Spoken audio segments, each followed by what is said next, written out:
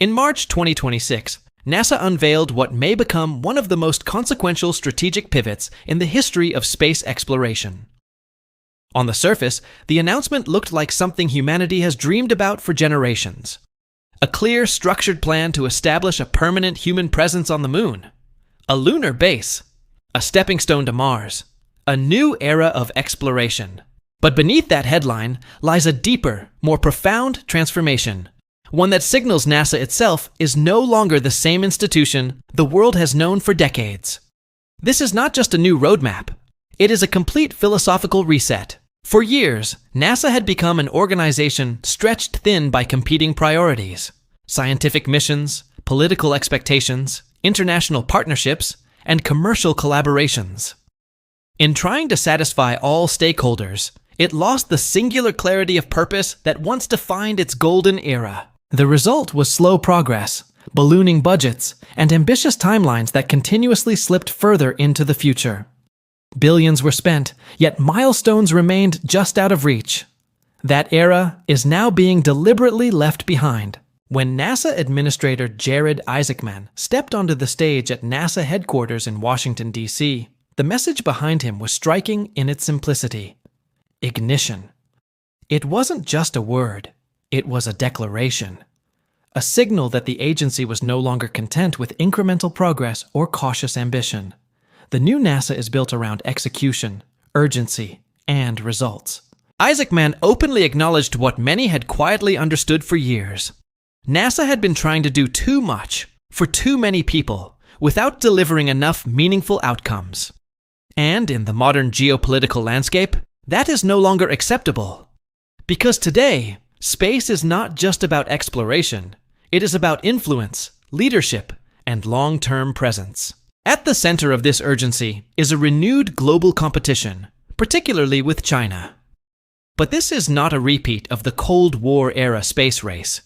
In the 1960s, the objective was symbolic: plant a flag, leave footprints, and prove technological superiority. Today, the objective is far more consequential. This time, the goal is permanence. The moon is no longer just a destination. It is territory, strategically, scientifically, and economically. Establishing a sustained presence there could determine leadership in space for decades to come. And under the previous trajectory, NASA was at serious risk of falling behind. The new plan is designed to prevent exactly that. One of the most striking changes comes right at the beginning. Artemis 3, originally intended to land humans on the moon, has been completely redefined. Instead of attempting a high-risk lunar landing with unproven systems, the mission will now serve as a critical rehearsal in low Earth orbit. At first glance, this might seem like a step backward, but in reality, it is a calculated move forward. Under the old plan, NASA was attempting an enormous leap.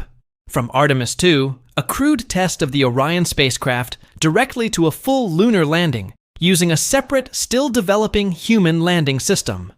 The technological and operational gap between those missions was simply too large. The risks were enormous, and delays were inevitable. The new approach replaces that leap with a bridge. During Artemis 3, astronauts aboard Orion will rendezvous and dock with the lunar lander in orbit around Earth. They will transfer between vehicles, test life support systems, validate communications, and simulate mission operations in a controlled environment. Even the next-generation lunar spacesuits may be tested inside the lander's airlock. This approach dramatically reduces risk. If something goes wrong, crews can return safely within hours, not days. Problems can be identified, studied, and fixed without jeopardizing lives or entire missions. But perhaps even more significant is what Artemis 3 reveals about NASA's new mindset toward its commercial partners. For years, it was widely assumed that SpaceX's Starship would be the sole lunar lander for Artemis missions. But that assumption no longer holds. Blue Origin has re-entered the competition with its Blue Moon lander, and NASA has made it clear, contracts are no longer guarantees. Performance is everything. Whichever company proves its system first, through testing, reliability, and readiness, will be the one to carry astronauts to the moon. This introduces a level of competition not seen in modern NASA programs, creating pressure to innovate faster and execute more effectively. The timeline reflects this urgency. Artemis 3 is now targeted for 2027. Shortly after, an uncrewed lunar landing demonstration must be completed. Then comes Artemis 4 in early 2028, the mission that will finally return humans to the lunar surface, specifically to the resource-rich South Pole region. And NASA isn't stopping there. Artemis 5 is planned within the same year. That pace may sound unrealistic by today's standards, but it mirrors the tempo of the Apollo era. After Apollo 11 landed in July 1969, Apollo 12 followed just 4 months later. That rapid cadence wasn't just impressive, it was strategic. It built momentum, confidence, and capability. NASA intends to recreate that momentum. The plan calls for a sustained rhythm of lunar missions, with astronauts arriving on the Moon roughly every 6 months. But unlike Apollo, these missions are not isolated events. They are steps in a continuous construction effort. And that leads to one of the most dramatic changes of all: the cancellation of the Lunar Gateway. Originally envisioned as a space station orbiting the Moon, Gateway was meant to serve as a staging point for lunar missions. But under the new plan, NASA is prioritizing surface operations above all else. The focus has shifted from orbiting the Moon to living on it. That doesn't mean Gateway's development was wasted. Its technologies and hardware are being repurposed, redirected toward building the first components of a lunar base. Construction of that base will unfold over 3 distinct phases, spanning more than a decade. Phase 1, running from 2026 to 2028, is all about access and experimentation. NASA plans an aggressive launch schedule, 25 missions in just 3 years, with the majority focused on lunar landings. Most of these will be uncrewed, serving as testbeds for new technologies. Among the most critical challenges is energy. The Moon's day-night cycle is unlike anything on Earth. Each day lasts about 2 weeks, followed by 2 weeks of complete darkness. During that night, temperatures can plunge below -200 degrees Celsius. Without a reliable heat source, equipment would freeze and fail. To solve this, NASA is turning to nuclear technology, specifically radioisotope thermal generators. These systems use the natural decay of radioactive materials to produce heat, ensuring that critical systems remain operational even in the harshest conditions. At the same time, NASA is rethinking how exploration itself is conducted. Instead of relying solely on traditional rovers, they are developing rocket-powered drones. Small, agile vehicles capable of hopping across the lunar surface. These drones can travel tens of kilometers in a single leap, reaching areas that would be inaccessible or dangerous for human crews. Complementing these efforts is the long-awaited deployment of the Viper rover, which will explore the lunar South Pole in search of water ice and other essential resources. This process, known as lunar prospecting, is crucial for long-term sustainability.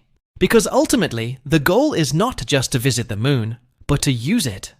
Phase 2, from 2029 to 2032, transitions from exploration to construction. Heavy machinery, excavation rovers, and infrastructure systems will begin shaping the lunar surface into a functional base. Power systems will expand, combining solar arrays with nuclear fission reactors capable of generating continuous electricity. New vehicles, including pressurized rovers developed in partnership with Japan, will allow astronauts to travel long distances in relative comfort, turning the Moon into a place where people can live and work, not just survive. By Phase 3, beginning in 2033, the vision becomes reality. A permanent lunar base, housing rotating crews of astronauts, operating continuously. Habitats connected like modules of a space station, but anchored to the surface. Resources extracted directly from the environment. Water turned into oxygen and fuel. Structures built using 3D printed lunar material. At that point, humanity is no longer visiting another world. We are living on one. NASA openly admits that this plan pushes the boundaries of what is currently possible. The technical challenges are immense. The risks are real, but that is precisely the point. Because this is not just about building a base on the Moon. It is about redefining what humanity believes it can achieve. And perhaps most importantly, it is about inspiration. The true legacy of this program will not just be measured in missions or milestones, but in the generation it motivates. The young scientists, engineers, and dreamers who will grow up watching this unfold in real time. The ones who will take these foundations and go even further. For the first time in a long time, NASA is not just imagining the future, it is actively building it.